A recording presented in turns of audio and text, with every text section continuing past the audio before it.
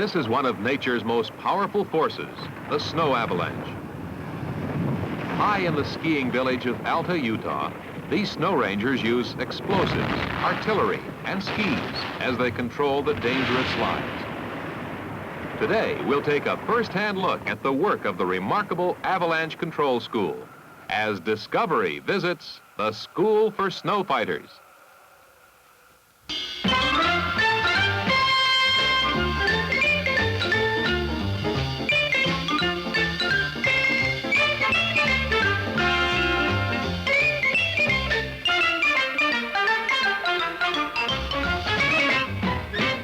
Discovery 70, the award-winning program for young people with Bill Owen and Virginia Gibson.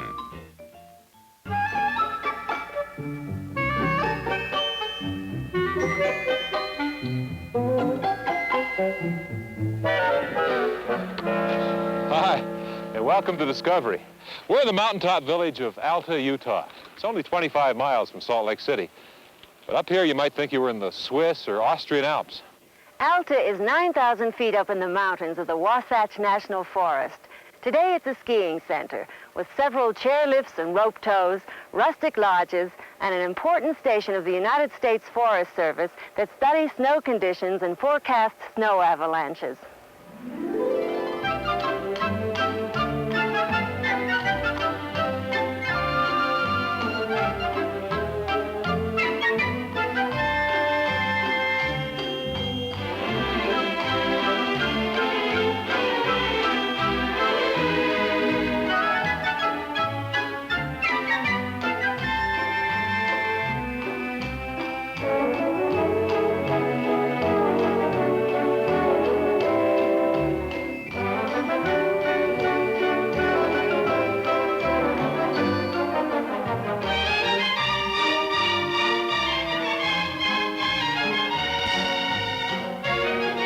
Most of the thousands who come here during the winter months, this snow means skiing, snowmobiling, and other winter sports.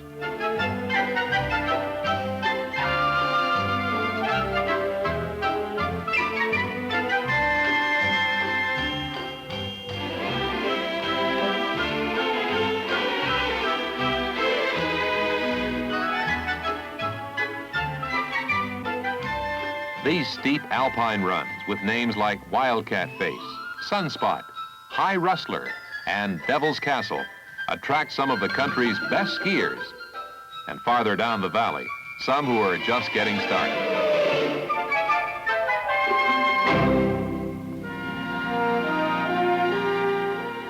To some of the forest rangers here, snow means water.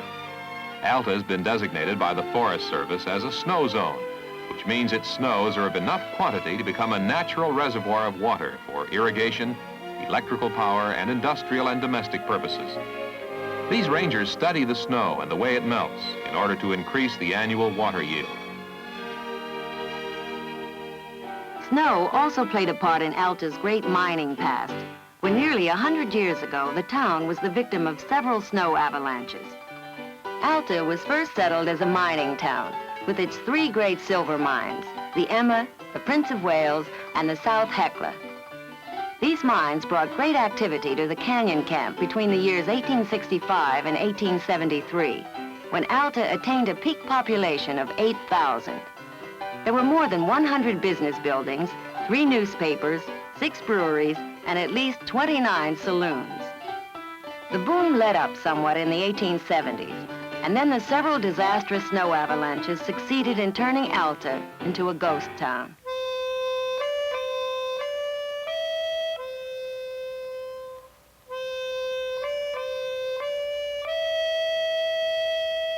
You can still see the Bel Vega Silver Corporation, the last working mine in this area, and the last reminder of Alta's great mining days. Today, Alta's a skiing town. This is one of the ski lifts that takes you 2,600 feet above the Alta floor onto the highest peaks. Many of the experienced skiers here like to get off the beaten path and head for the backside of the mountain, where there are fewer people and greater challenges. To make Alta safe for all its skiers, there's another group on the slope who use skis, but not necessarily for pleasure. These are the scientists and rangers of the Avalanche Control Station, who whose headquarters are just across the road from the ski lodges. This has been the center of avalanche study since 1937. For many years, the station has held a most unusual school, a school for snow fighters called the Alta Avalanche School. Here on an Alta hillside, forest rangers, members of a ski patrol, and students from federal and state agencies involved in snow safety learn everything they need to know to keep our mountaintop settlements safe. The teacher is avalanche hazard forecaster Ron Perla, who has lived in Alta for many years. Now, in order to evaluate the avalanche hazard, it is necessary to understand some of the properties of snow. Snow is an extremely complex material. Shortly after the initial individual crystals fall to the ground, they undergo drastic changes in their size and shape. Under certain conditions, snow can behave as a highly compressible, viscous or plastic substance. But snow also has the subtle ability to store elastic or spring-like energy. When this energy is released, this is what triggers the very dangerous slab-type avalanches. The deadliest avalanches arise because of some internal weakness located underneath the snow. In order to find out where these weaknesses are, it is necessary to dig down into the snow. One very expedient way of getting down into the snow is by use of this ram penetrometer. The ram penetrometer is used in the following way. It is set down on the snow, and then the ram is lifted up to a known height, in this case, 10 inches, and dropped. This will cause the ram to sink down into the snow an increment. By knowing how much the ram sinks into the snow, by knowing the weight of the ram, and by knowing how high the hammer was when it was dropped, it is possible to calculate the resistance of the snow.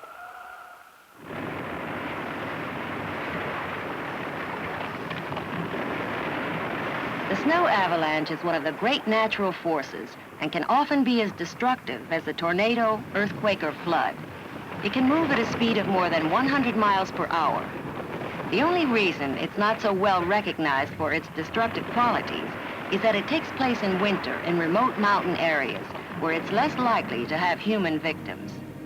But the hazard has increased from year to year by the building of new mountain communities, the growing popularity of skiing, and by the expanding network of communications, highways, pipelines, power lines, and electronic relay systems whose mountain crossings must be protected.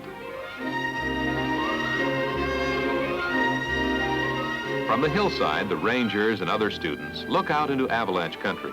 Steep mountainsides, all covered with heavy winter snow.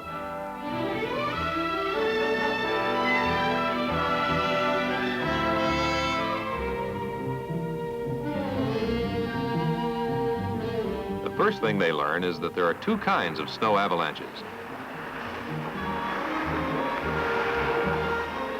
This is a loose avalanche, a small, dry slide that usually is harmless.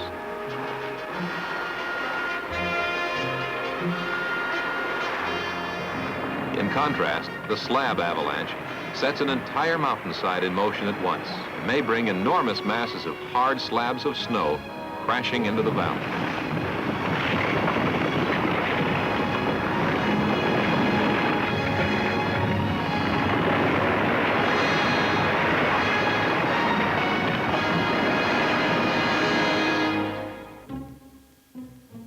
The basic jobs of the snow ranger are to forecast an avalanche and to take the necessary precautionary measures.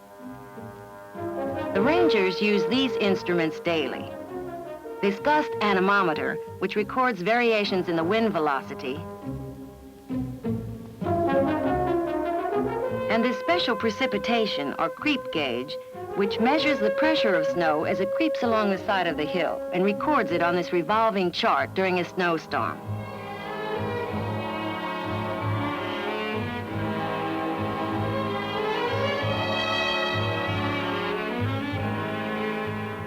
These snow stakes, called interval stakes, give the total depth, as well as interval depths of each new snowstorm. And these snow pits are an important part of avalanche work, enabling the rangers to understand the structural changes within the snow cover.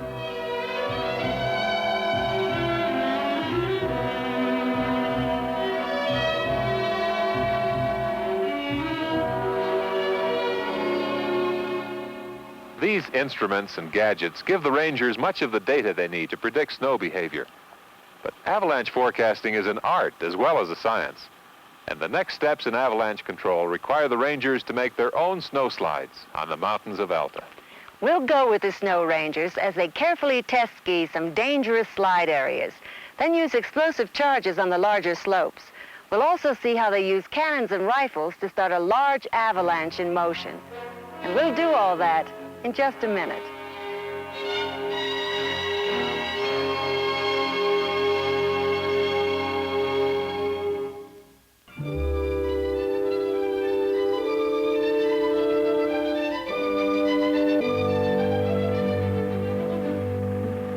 During storms and in fair weather, it's standard practice for the snow rangers to ski along the crests of the smaller paths in order to observe the actual behavior of the snow under their skis.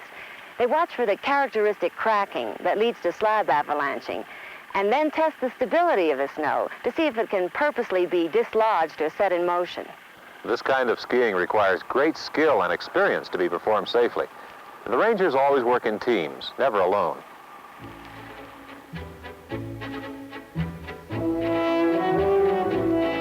The test skier never crosses in the middle of an avalanche path, but always skis from one island of safety to another, dislodging small, loose avalanches as he goes.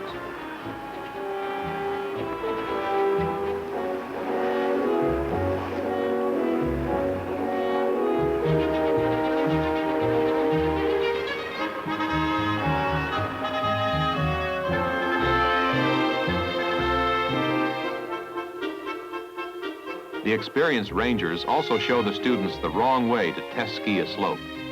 The skier improperly goes underneath a cornice, where a hidden slab below carries him to the gully at the bottom.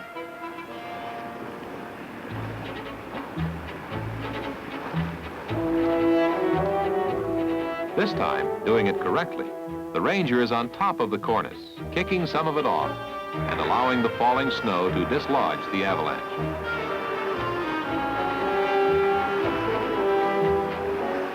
Skiing is one control technique, but when a snow ranger must work on larger slopes, he moves to the next and more dangerous method, the use of explosive charges.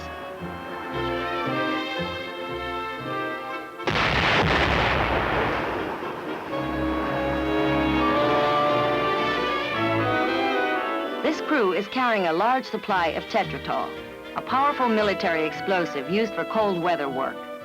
The leader of this team carries the other necessary tools, blasting caps and detonator. The mission is carried out with painstaking detail, and the result is an artificially released slab avalanche that will remove any danger of a later potentially destructive slide. Actually, it's not always the release of an avalanche that's sought. An explosion such as this one can also test the condition of the snow and often has a stabilizing effect even when no avalanche falls. The last method of preventive action is artificial slide release by means of artillery fire.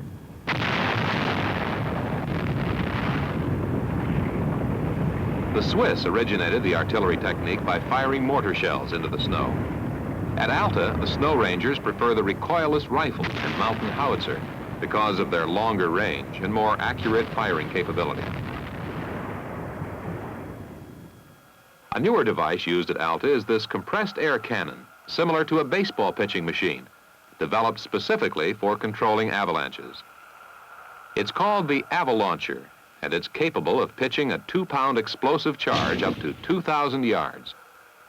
Much of this artillery is mounted in a fixed position, and by using predetermined charges or sighting, a large number of avalanche paths can be reached, even during storms or in darkness.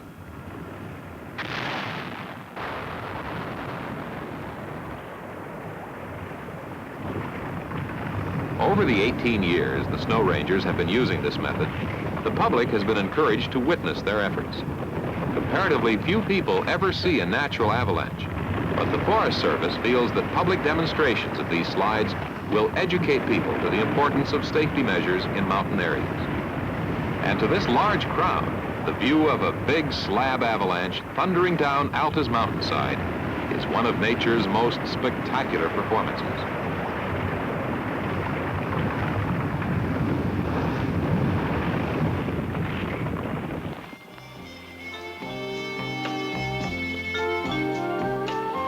Because of the work of the snow rangers, skiers, ranchers, farmers, and even livestock are protected from the potentially destructive force of snowslides. But the rangers must be prepared to help avalanche victims. We'll follow the students of the Avalanche Control School as they carry out a mock rescue under emergency conditions. We'll do that in just a minute.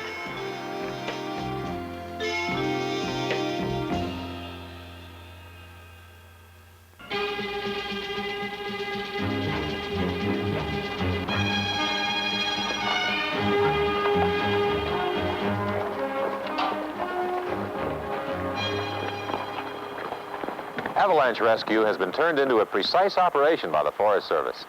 It's carried out with great precision and rigid discipline. Rescue operations bring together skiers, forest rangers, and law enforcement officers. Frequently, there are also highway maintenance crews and helicopter pilots, and even rescue dogs may participate.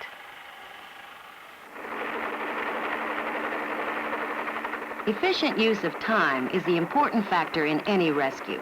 In avalanche rescues, it's the critical factor. Usually, there are 2 hours at most. And today at the Avalanche School, Ron Perla directs his students to carry out an effective mock rescue within 1 hour. Okay, let's go. Where's the avalanche, Ron? The man is buried by South Elka Mine. Let's go over there and perform a hasty search. Rescue work begins at Alta at the rescue cache, a sealed room that contains the minimum necessary equipment. The object of a rescue action is to win the race against the clock. Equipment and manpower must be assembled as quickly as possible at the accident site.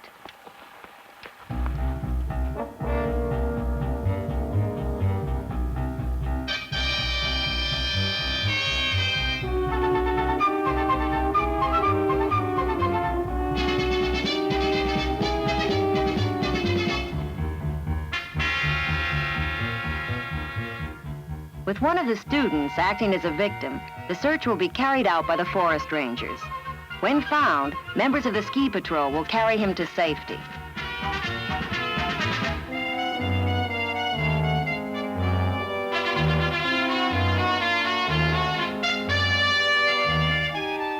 Darkness and storms often complicate carrying out an avalanche rescue. Search parties must be prepared for the worst weather and snow conditions. The rescue leader must dispatch only groups of men who are properly clothed and equipped and in good physical condition to face the rigors of exhausting work in deep snow at high altitudes.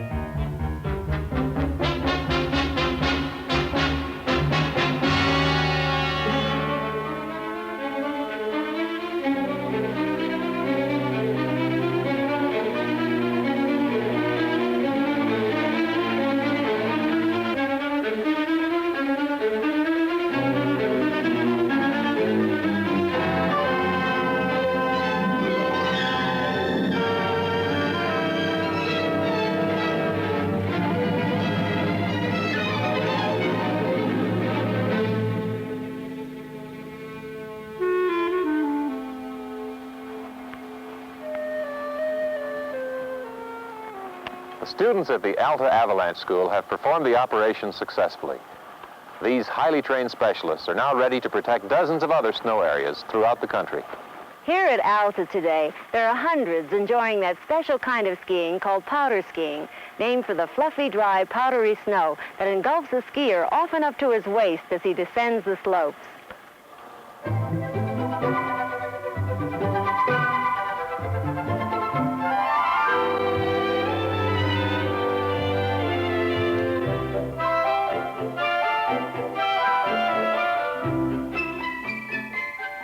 Avalanches have rumbled down these mountains for centuries.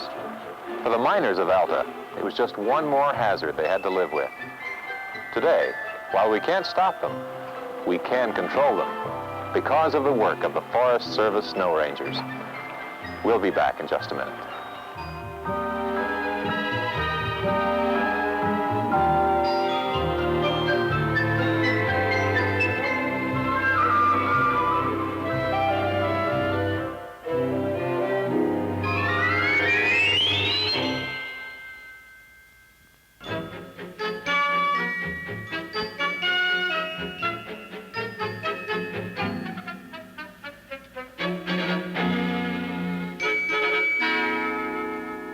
We hope you enjoyed today's program about Alta's School for Snowfighters.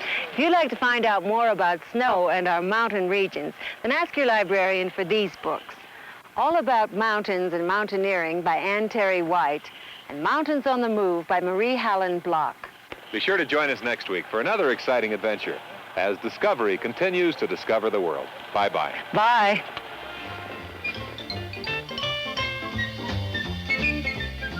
The Discovery Production Unit's domestic transportation and promotional consideration provided by United Airlines.